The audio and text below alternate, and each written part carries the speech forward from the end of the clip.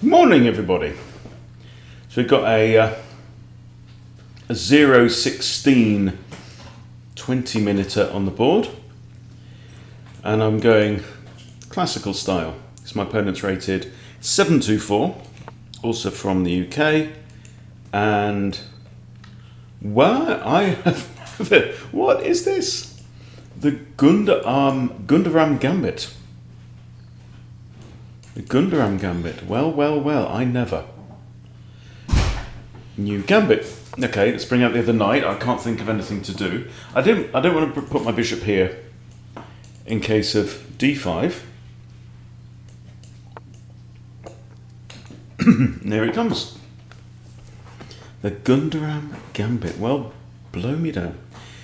So this is interesting because E4 is an idea. It's like a kind of delayed Caro-Kann in a way, isn't it? I'm sure this is like a Caro-Kann position. After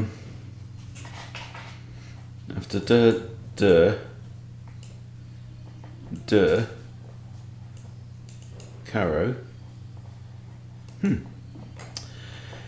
Okay, so the issue is I've got one attacker on there, it's defended once, that's fine. Could push on, that's also fine. My light squared bishop is slightly awkward here. So I'm going to stick it on e2, just to get it, yeah, so I can castle. The bishop can hold fire, bishops are good at that. Of course that takes away the preferred retreat square for my knight. This pawn's hanging. But we don't need to lose our knight, so back here, or is it a4? Back here, I think.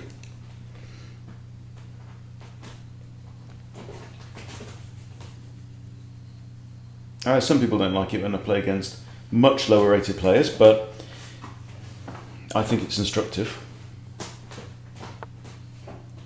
If you're in this 800, 7 to 800, and again another pawn move, so he's making a lot of pawn moves here, and that's something I would like to exploit. Now, still kind of want to bring my bishop out, but let's just castle the king. He's pushing pawns up on this side. I'm not going to castle long. Let's get the king to safety, and then think about chipping away at this. There's something like c3 would seem to make sense. He can hardly advance the pawn. I mean, he could technically advance because bishop can't take. It would be undefended there. And another pawn move. Whoa. Well, goodness gracious me. Let's play d3.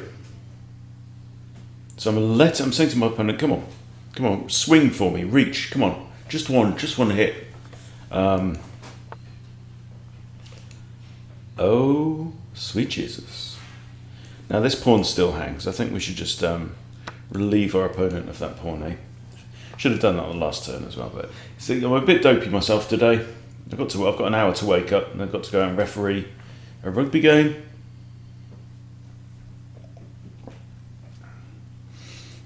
Odd to see the A and the H pawns moved at this point in the game before developing any pieces. Now he's played 7 moves, and they've all been pawn moves, and now he decides to move one of his bits. Okay, instructive moment. So I have a knight in the middle of the board. That's a jolly good place for a knight.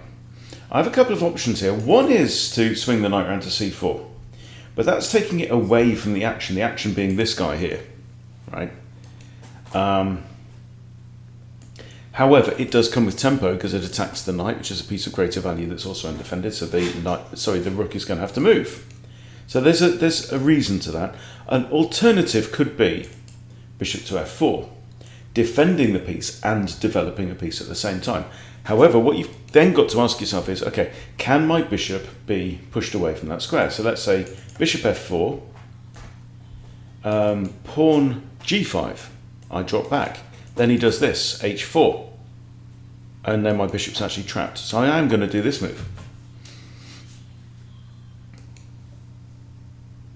It's just asking what if. It's so powerful. My other knight could even swap places, trading horses. Horse trading, that's it, that's what it's called.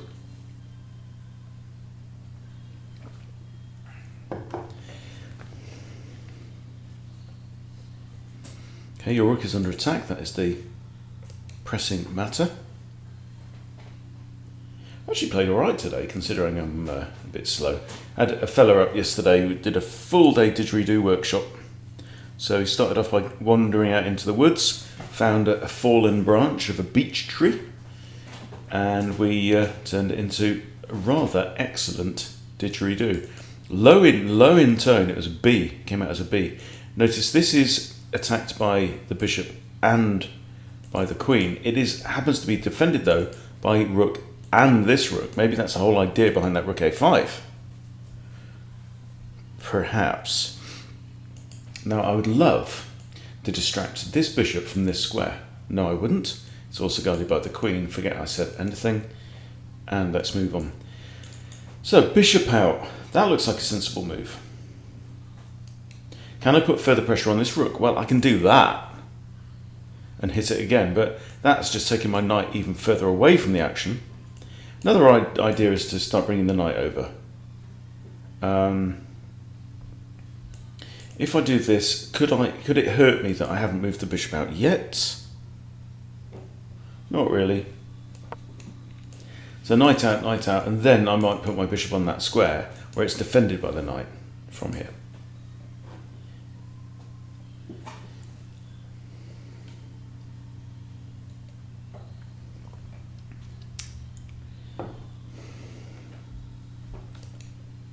Knight here also attacks this pawn that's defended by the queen only. Bishop here would also guard this square, which is a rather nice square. It's important. Maybe knight here, bishop f4.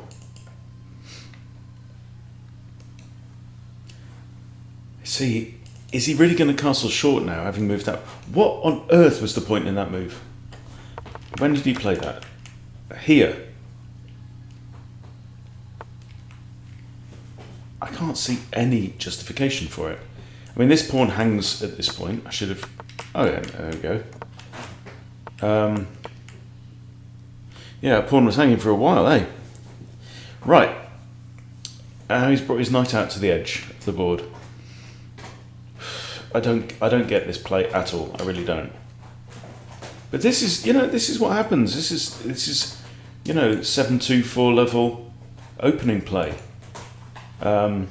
It's not all going to make sense to me.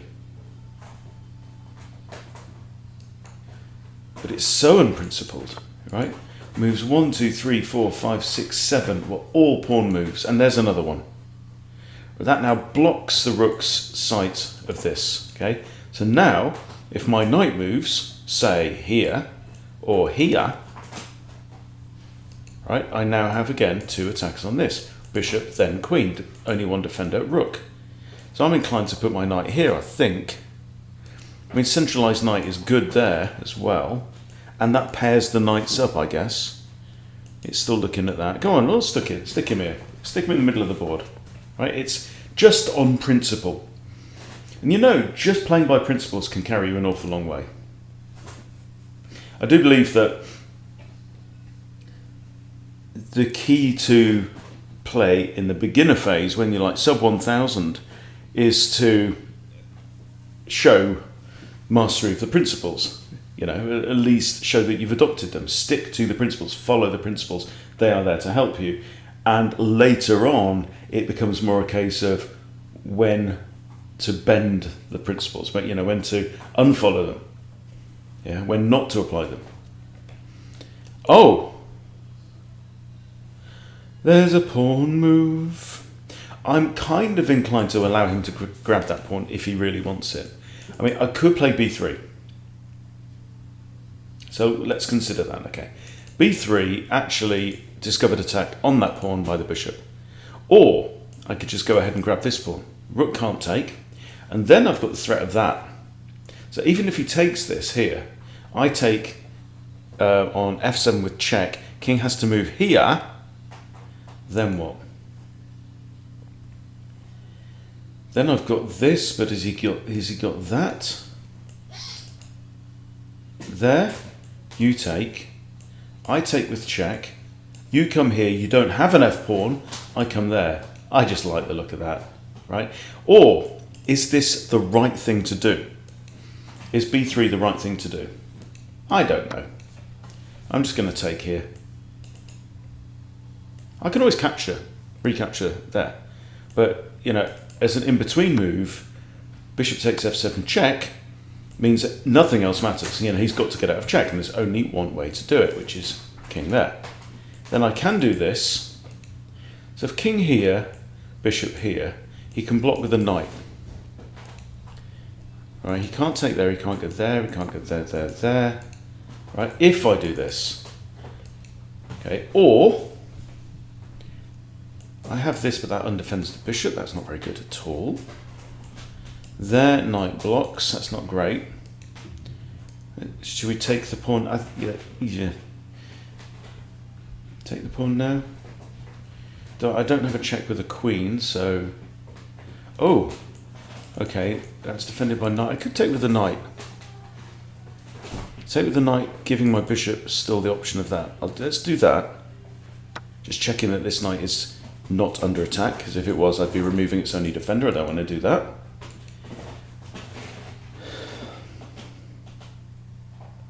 I'm up 3 pawns now. Why am I up 3 pawns?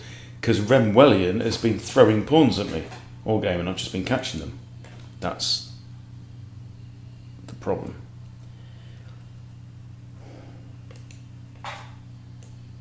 This is even a thought. Hits the rook. Rook can go there or there and defend the knight.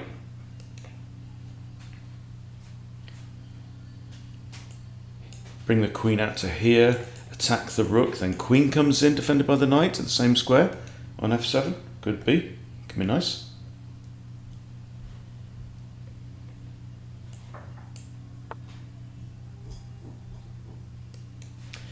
Well, that is not the move I was expecting to see at all. Okay, let's checkity-doo-dah. No. There, it can't go there, or here. Or bishop blocks, which doesn't work. So he's either going to go back to where he came from, or he's going to come out into the board. No, he can't even go there. So he's only got one legal move, I think. And then it might be bishop time. Notice the bishop's the only defender of the knight that's also under attack. However, that is inconsequential when you're in check. Oh. Bugger. And I don't have, hang on. I have this check. Mate.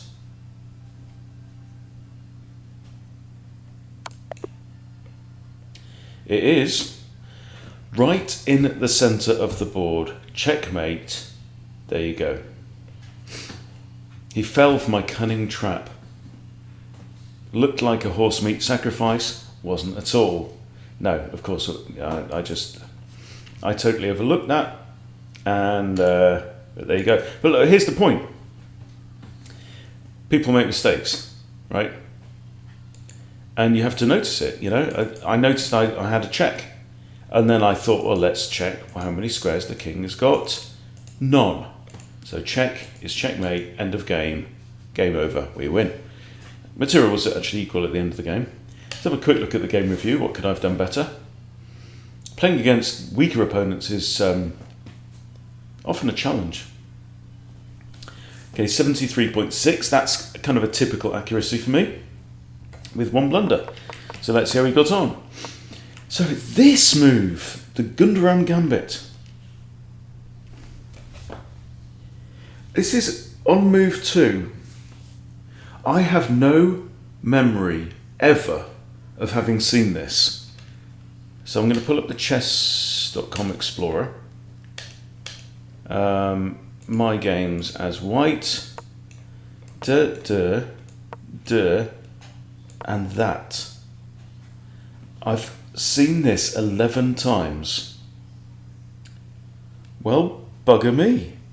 And black has won 7, 8, 9 of those. No, he hasn't.